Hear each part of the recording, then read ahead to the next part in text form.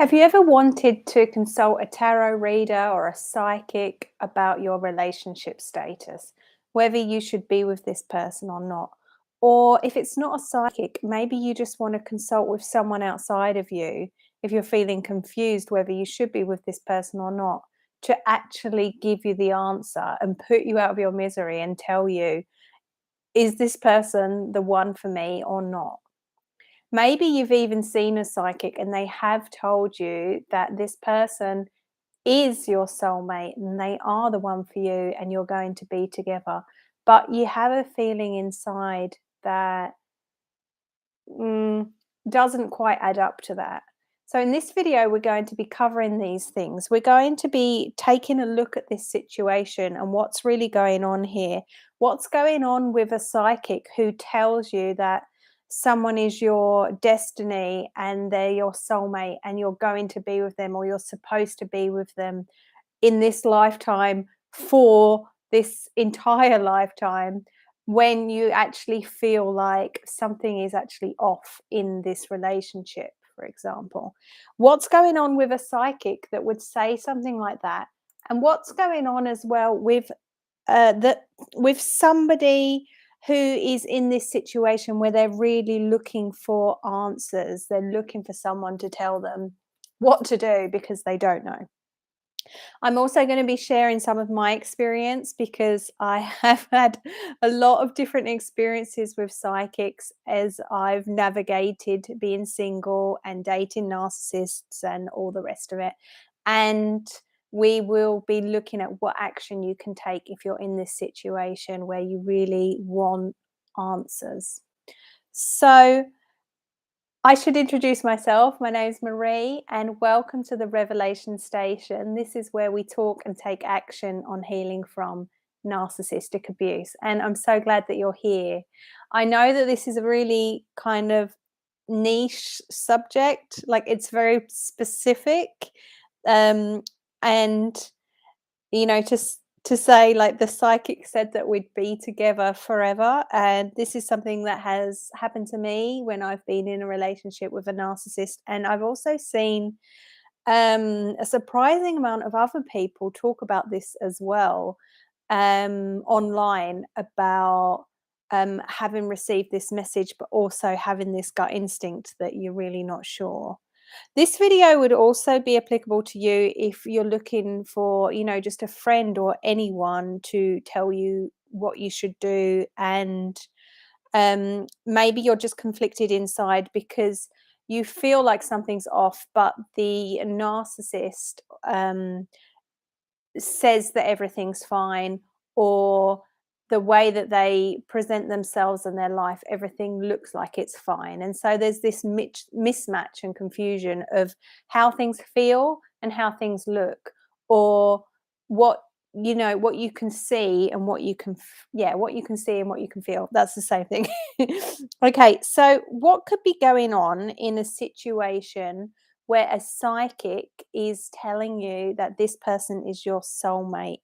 For me, they told me that we would be together forever. This was my soulmate. We would get married. They told me how many children we would have together. They might tell you that you have a special bond, you're twin flames, and I've seen all sorts, that you've been through so much together already. And so the kind of idea is that you would just continue this thing called life with each other because of what you've already been through. And then they may also have some extra kind of, information, like about that person, like, oh, they're really hurting on the inside. And if it wasn't for this hurt, then they would, like, I think what's implied is that if they weren't hurting on the inside, that they would be the perfect partner.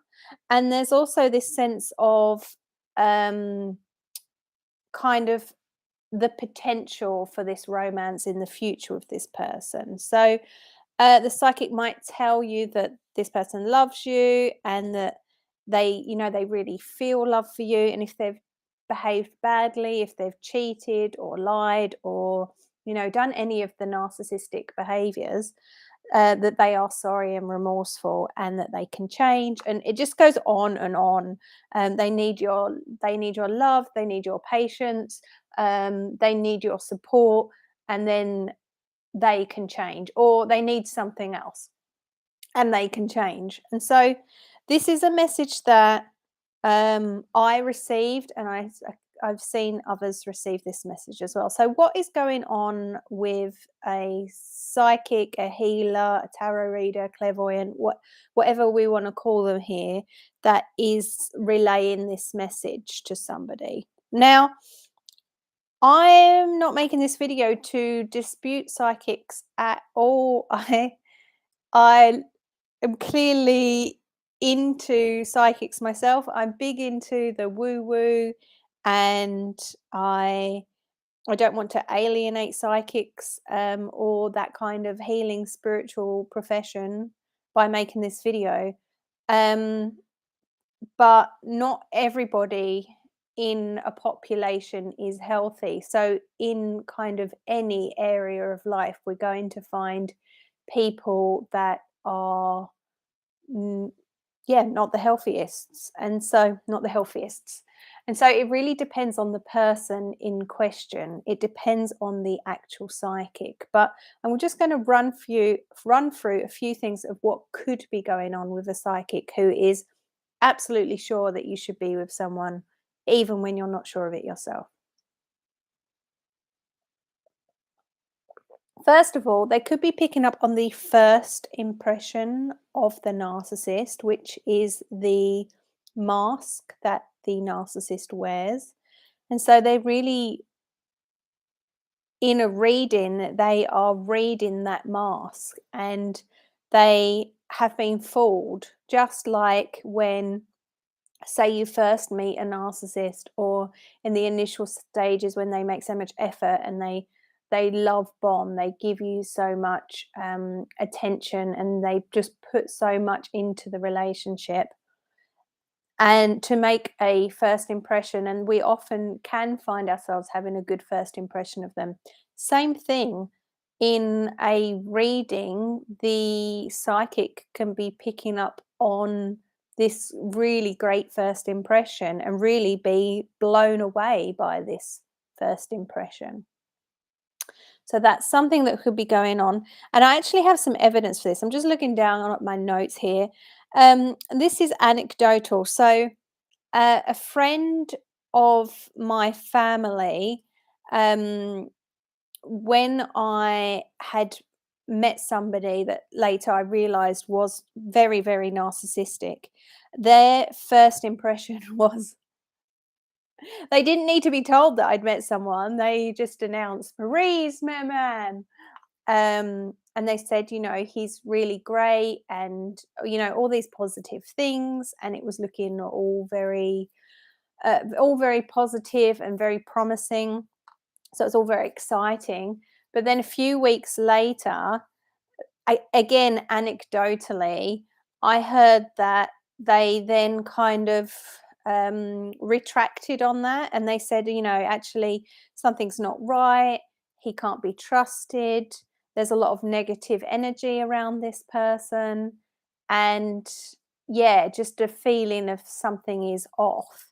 And I remember asking, well, how about the first impression then? Like what you said last time. And that's precisely what they said. Like, I didn't have the information on them then, but, this is coming through now. I think that's something that psychics often say. This is coming through. So that's super interesting. And I think that kind of relates to, yeah, the first impression, but also what's going on here when someone gives a reading, and I'm not a psychic, but this is just my observations, is that they are reading from their perspective. So, you just like anybody, what we experience in the world, we're seeing it through our own lens. And depending on how much healing work we may have done, or how grounded we are, depending on so many factors, depending on our previous experience. If we've only ever been around narcissistic individuals ourselves and we're not very apt at recognizing them immediately, um, or at all, then somebody like this given a reading is not going to recognize that somebody is unhealthy. So I think a lot of it can really depend on their perspective, their standpoint, their kind of level of awareness, and I hate to say it, but like the healthiness of them. And again, it doesn't matter how kind of healthy or healed you are. Um, you may not get it on the first impression anyway. It may, I've said before, like, narcissists don't stand the test of time. And so in a reading, they could be just getting a very small snapshot of a person, which just literally might not be enough to go on. Another thing I've heard people speak about this in readings, that um, somebody is reading your potential future, and we have lots of different potential futures, and they're reading that based on now. And so anytime you have a reading, obviously that moment of now has changed, because you're going to be going back in the future, and then in that moment there's more information, and the potential futures can change as a result of that. But not just that, there's like I said here, the potential futures. So there's like an infinite amount of life paths, and they are taking, you know, possibilities from that, and filtering that through their perspective and potentially a first impression of this person as well. Also, um, I did say, like, they're taking the information that is present right now. These kind of predictions don't take into consideration how we can grow and change in our life, and we can outgrow people, we can outgrow situations, and we can outgrow ideas. We can even outgrow ourselves if we are on a healing journey or we're into personal development. Both of those things are difficult to do when you're in a relationship with a narcissist. But if that is something that you're interested in, then maintaining a relationship and the status quo of a narcissist is going to be difficult. And it could be that you simply outgrow them. And I just wanted to share a few more thoughts on how um, they can also be picking up a lot on your energy and your wants and your kind of dominant thoughts that you're bringing into the reading yourself. Um, and so there's kind of an element of um, being told what you want to hear. Um, Not that I don't believe they do this in like a malicious way. Certainly, not all of them do, but um, kind of an extension of that is that when we do go for a reading, we also hear what we want to hear, and we filter it through our own um, preferences, and what we are maybe ready to hear or what we want to hear. And, if there's certain pieces of information that we're really keen to have, then we can just kind of, hone in on certain things that they've said over other things that they've said. So there's that kind of aspect as well. Um, so just on them picking up your thoughts and your energy, I feel like a large part of, when I think of the readings I've had in the past, a large part of that is really the sense of kind of validation and clarification that I would get, that they kind of validate, repeat my thoughts and feelings and wishes back to me in a kind of affirming, comforting way. Um, so yeah, it's kind of, that telling you what you want to hear kind of a thing. And that's, again, I just want to reiterate that this, I am very into spirituality and all the woo woo stuff, but I just want to outline all of these different things of what could be going on in this kind of a situation. The other thing is,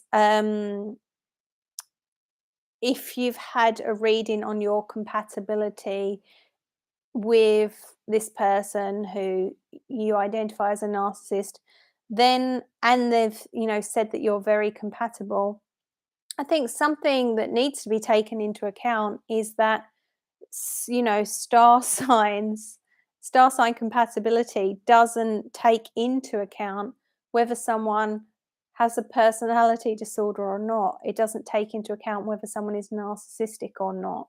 It doesn't take into account the kind of, positive or negative permutation of the specific star sign that they have as well. And so, yes, if you've been told that you're highly compatible because of your and their um, astrological chart, um, that doesn't mean you're compatible if they're a narcissist, because it's very hard to be compatible with a narcissist if you're looking for a healthy relationship, because a narcissist isn't compatible with having a healthy relationship. You see what I'm saying? So, next, we're going to get into what might be going on with someone who is actually seeking answers from somebody like a clairvoyant or a tarot reader or a psychic. So, for me, I sought answers from this kind of a person, like a psychic, many, many times on my journey. And it's still something I would do now. Like I said, I'm not poo pooing this as, an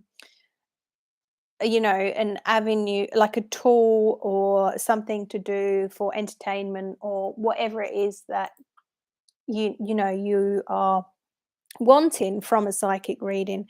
But for me, I can see, looking back, that um on one instinct, on one occasion, I was going to a psychic, asking them, and I had this real kind of desperation and this need to know, like, when am I actually going to meet someone? When am I going to meet my husband? Where is he?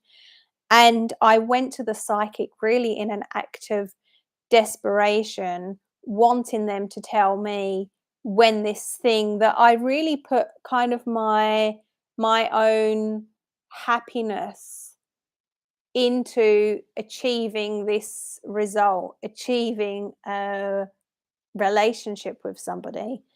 And um even after that, when I did meet somebody narcissistic, I had multiple readings where I was, for the majority of the time, told that this person was my soulmate. Hence, me making this video, because I know I'm not the only one here. So for me, when I did go to a psychic and I was desperate and looking for my husband, I was told that I was going to meet someone, and they told me it was going to be very soon. And so I was super reassured and happy about this. And I then went on to meet a narcissist. And kind of, I guess, what I took from this experience, hindsight is it hindsight is 2020? Is that I was really putting my power outside of myself, and I was putting that power onto the psychic, onto whoever it was I was going to for a reading, to tell me what my reality is, to tell me what my life is going to be and what it's going to look like, and to really kind of define my life for me, and to define my relationships for me, because I was in a state of confusion and had feelings that things weren't right with the narcissist. And I was going to a psychic to find out one way or another. But actually, that's a really powerless position to be in because I'm literally putting my life in the hands of really someone I've just met, because oftentimes these were people, psychics and healers, that I literally just spent 30 minutes or 1 hour of my life with. They knew nothing about me, and I was putting this major life decision in their hands.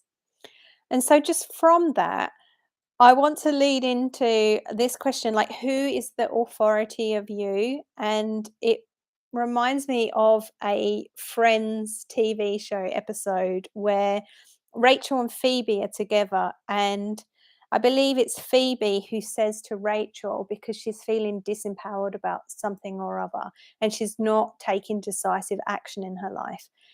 I think that's what's going on. And Phoebe says to her, "Who is the boss of you?" And Rachel is completely confused and kind of a little bit shocked and just like a a rabbit in headlights, just like how I would have been. Like, I don't know, who is the boss of me? And she turns to Phoebe and she goes, "I don't know. Is it you? Are you the boss of me?"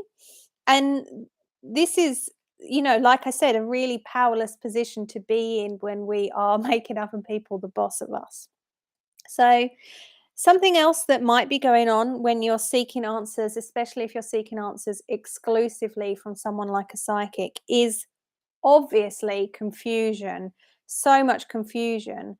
And what I find interesting here is that confusion is a huge sign of narcissistic abuse, which comes from the gaslighting, which is having your reality denied, the manipulation, perhaps being told that you're selfish or put down in some other way if you don't act or do what they want you to do, constantly being invalidated and told that you shouldn't feel that way, or you're not right to want that or do that or think that or anything, which leads to so much self-doubt.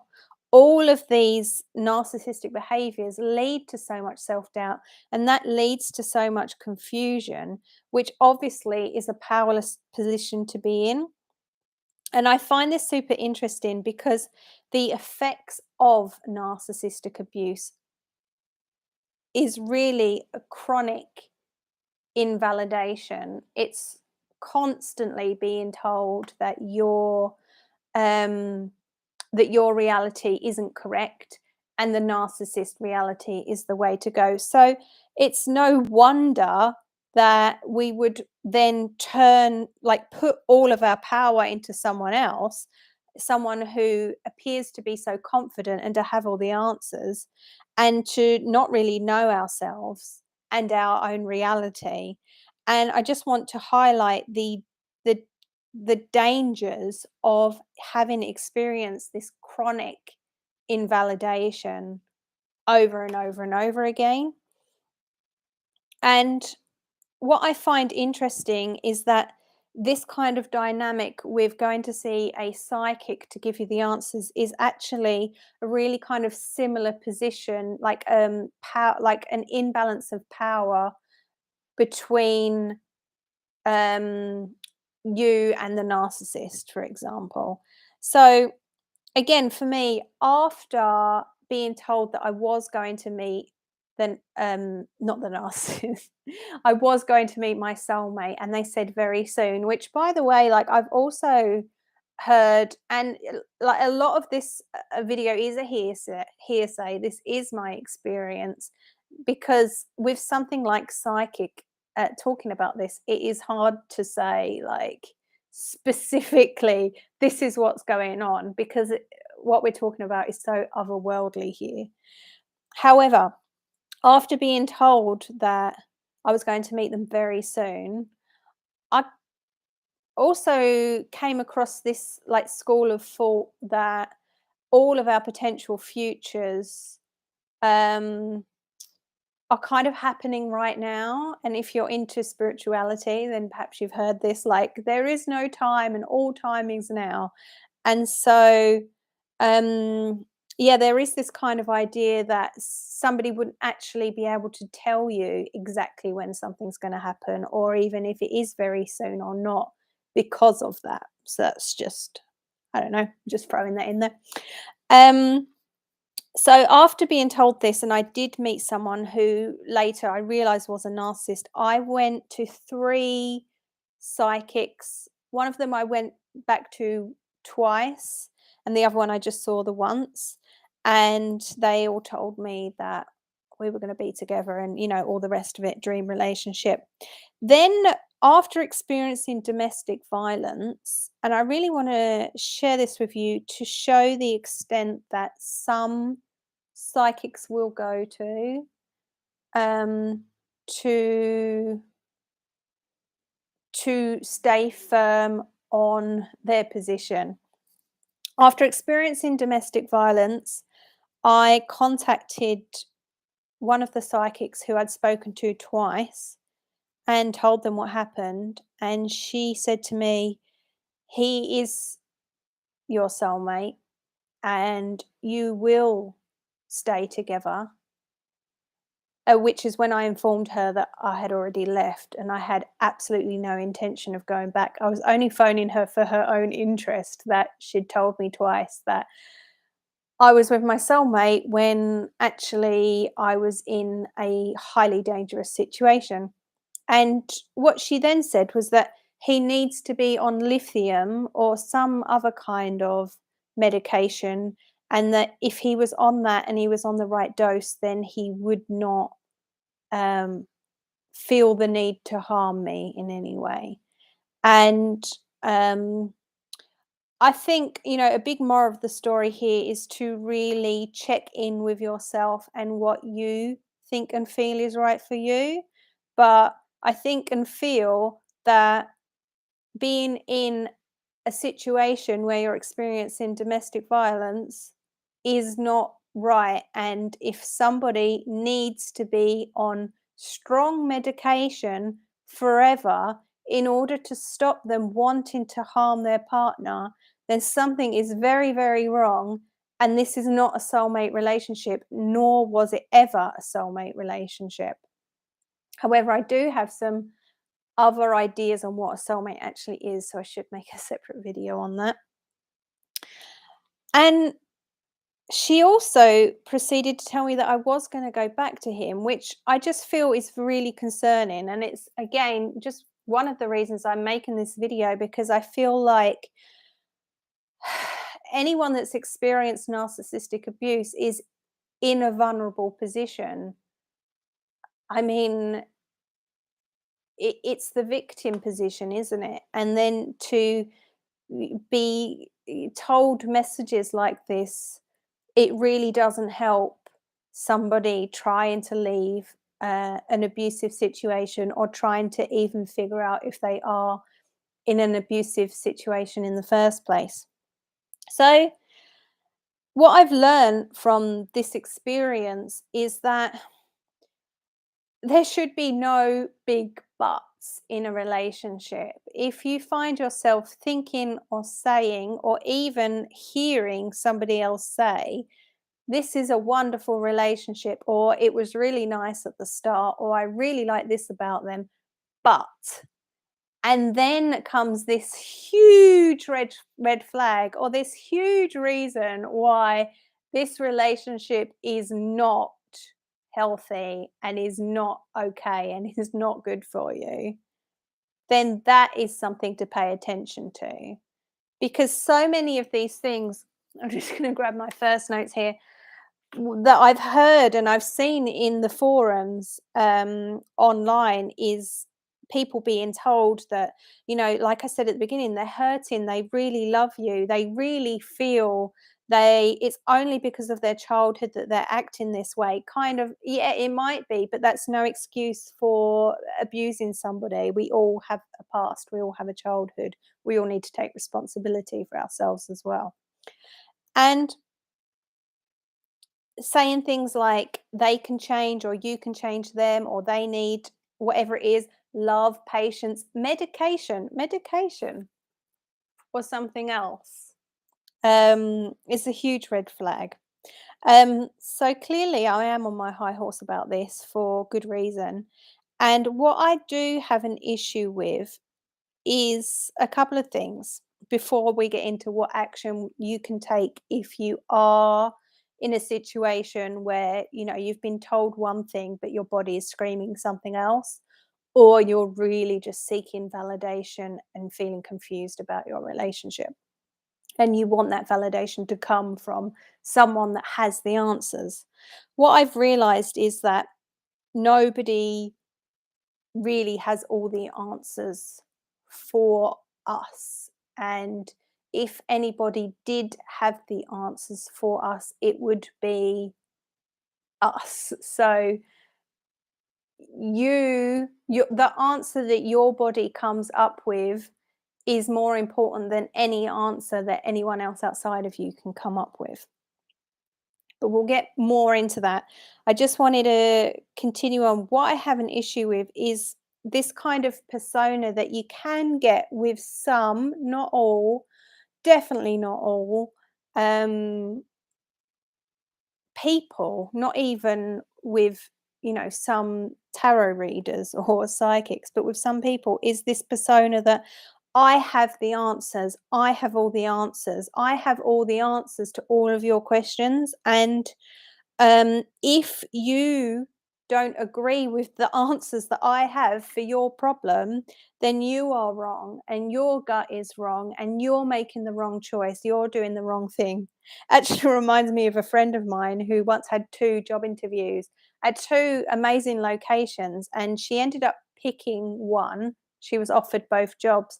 And when she called the one that she'd turned down and told them she wasn't going to be accepting their offer, she was told by the manager, "I think you're making a big mistake," and all of this kind of stuff, like, "You're really going to dislike it at the one that you've chosen." And yeah, it's just like, um,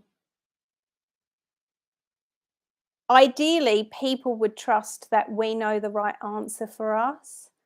But not there are people with this, there are lots of people with this persona, like, I have the answers for you. And that does not help somebody who has experienced narcissistic abuse, because A, we're susceptible to that because of all the confusion and gaslighting and chronic invalidation, and B, it's just dangerous. It doesn't help, the healing journey whatsoever. It just kind of gets us further in the weeds and in the mud and really further into confusion and further disassociated with our own reality because it's being denied once again. Whew. So, okay, one more thing I have an issue with is the way that this kind of mentality or persona of I have the answers to your problems, I'm the guru, is um just this really comes down to some ads I've seen, particularly YouTube ads, where they are selling like tarot readings or something of that kind. And the the examples they give in the ad, it's like a woman sat there and she's like, "Oh, I didn't hear from my partner for 4 days and I was going out of my mind with worry and blah blah blah. And then I phoned this hotline and they told me that actually one of his children was in hospital and that's why he hadn't contacted me." And it's just like, oh, everybody watching that who's susceptible to this is watching this and hoping that that's the reason why they've not been contacted for 4 days. And it's just kind of like this false hope, especially when we are perhaps targeting that message to people that have experienced narcissistic abuse, because the chances are that that is not the reason why they haven't called you. Um, and it also is just kind of something to be aware of, that we don't attach ourselves too strongly to those kind of messages, because we can lose track of what's going on inside of us and the answers that we have within, even though we may have confusion and we may not be 100% sure, which is why we're also looking outside. We just need to learn how to validate and how to sort out the manipulation from the gut instinct and actually find our own truth and go on that guided process of discovery rather than the promise of the answers coming from outside, because that just leads us in this perpetual cycle of being powerless and always looking for the answers to ourselves and our life, rather than actually figuring out what that is for ourselves, so we don't need to look outside and fall potentially prey to this, I don't want to say misinformation, but fall prey to somebody who is confidently saying, this is what's wrong and this is what you need, when they don't even know you potentially. Okay, so what action can we take? Because this is the revelation station where we talk and take action on healing from narcissistic abuse. So the question here I've put is, how can, and this is something you can ask yourself, and you might not know, you might not get an answer straight away, but that doesn't mean you should just stop there. Keep asking the question and you will find the answer. How can we rebuild your relationship with your gut instinct? Or how can you rebuild your relationship with your gut instinct? How can you rebuild your relationship with your inner voice and your inner knowing? And how can you rebuild not just your relationship with your gut instinct so you actually hear it, but so that you really listen and are able to follow through and implement with action what your gut is telling you, so that you can protect yourself and so that you can actually live your life from a place of what's coming from the inside out rather than the outside in, where we always, leave ourselves in a powerless, potentially powerless position, depending on who we are putting ourselves in the hands of. Um, Another question to ask yourself is, what is your truth? What is your reality? And any narcissistic abuse recovery coach will be working on this kind of a thing and would be able to help you with this. Well, I don't say, not any, but you know what I mean. How can you validate yourself? Learning how to validate yourself, that's probably a separate video. But these are all things that you can start to explore. And really just giving yourself the time and the permission to literally explore and self-reflect on what is going on for you. And like I said earlier, there is confusion, there is self-doubt, and so it's not going to be a black and white. It's a very gray area, which I think is why we can often be drawn to someone like a psychic who can just tell us, like, definitively, yes, you're going to get married, you're going to have 2.4 children, or whatever it is. Whereas, like I said, it's not always black and white, and there is a gray area. And so with this self-reflection comes looking at that grey area and looking at the conflicting feelings that you have, this sort of like push pull that you'll have with someone like a narcissist, and the addiction or the trauma bond, but also the gut feeling that something's not right. Like, all of these things that need airtime and need to be explored in order to arrive at a conclusion that makes more sense than just being told a yes or no from outside. So really taking the time to self-reflect on what's going on and what the push is and what the pull is, what the fears and the doubts and the worries are. What is the instinct saying when the instinct is speaking up? What I really realized is after doing that kind of work is that things change as you heal, and that doesn't happen overnight. But it became not a question of finding someone to tell me um, the answers and the definitive answer. It's it became more of like taking those kind of things, which I love a good tarot reading, bring it on, but taking that with a very big pinch of salt. And, you know, I don't like this concept of giving people advice because I really feel like you you can't really give somebody advice um, because we do need to be guided to find the answers for ourselves. However, the way I think about advice is this, and by advice, that could be someone telling you, yes, you're going to be with this person, or no, you're not, or wherever it is. I would say try it on. I'm giving advice about advice here, the irony. I would say try it on for size and literally feel what that person is saying to you. If they're saying, yes, this person is your soulmate, feel how that feels inside your body and then decide for yourself, do I want to accept this advice?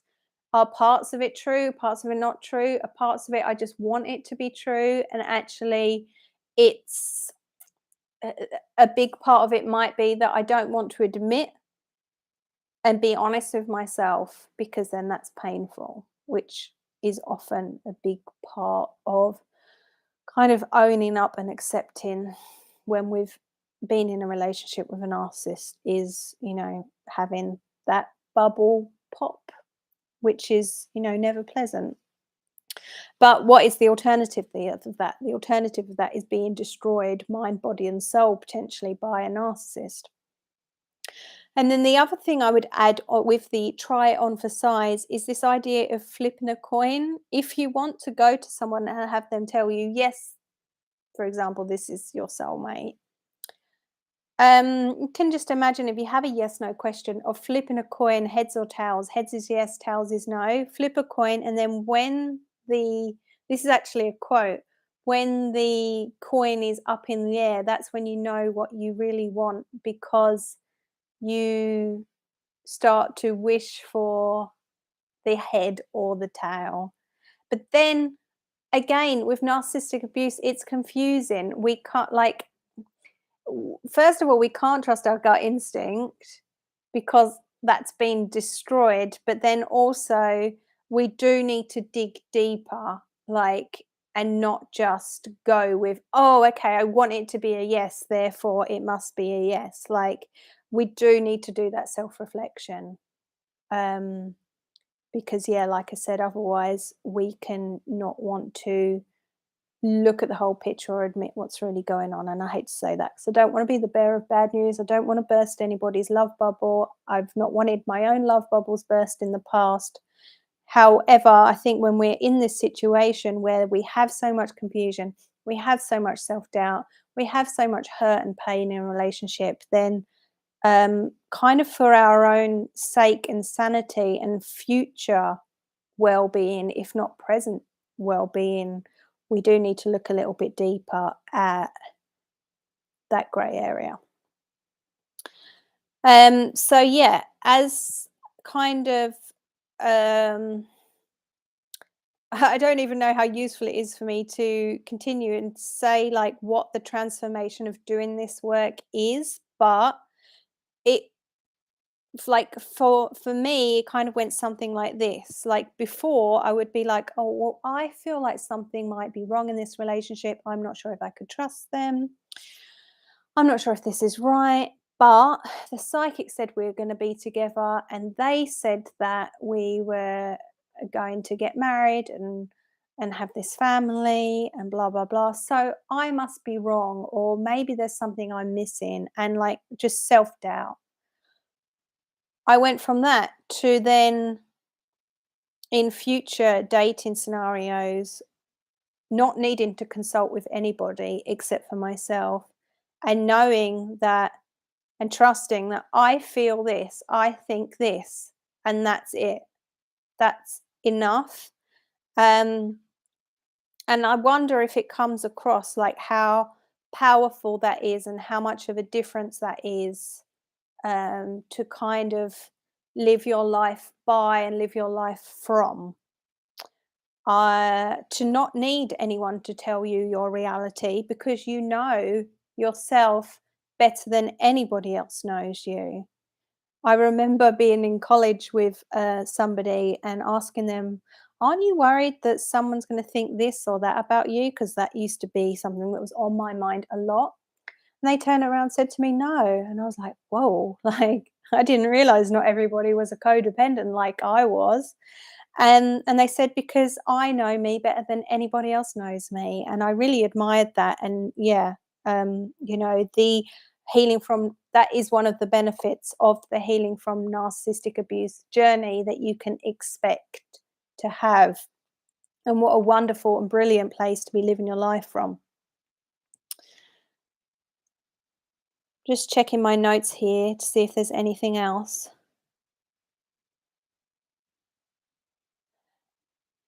So that's pretty much it.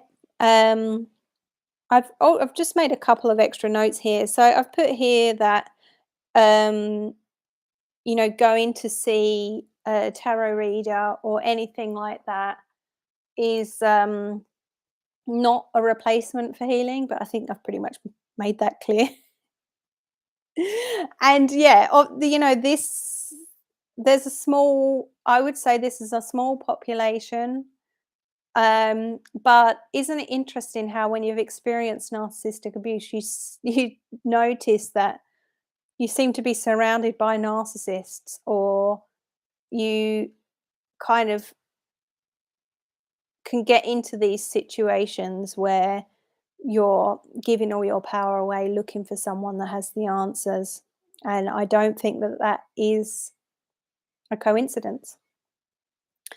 Um, So yeah, I hope that you've liked this video. I hope that it's been helpful. If you want more um, support on how to validate yourself and how to get in touch with yourself, and it doesn't happen overnight, it is a practice, but you'll be surprised if you did this consistently over the space of days and weeks and potentially a couple of months, how much your life would drastically change.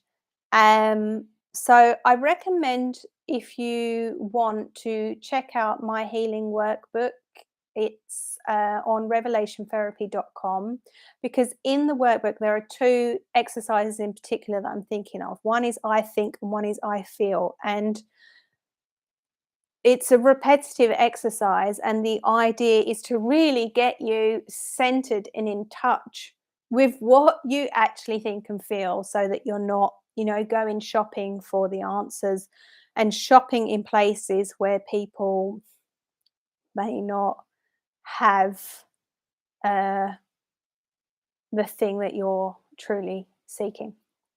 And if you would like more help on your healing journey, check out my hypnotherapy and coaching services at revelationtherapy.com, and book a free call if that's still available and we can talk more.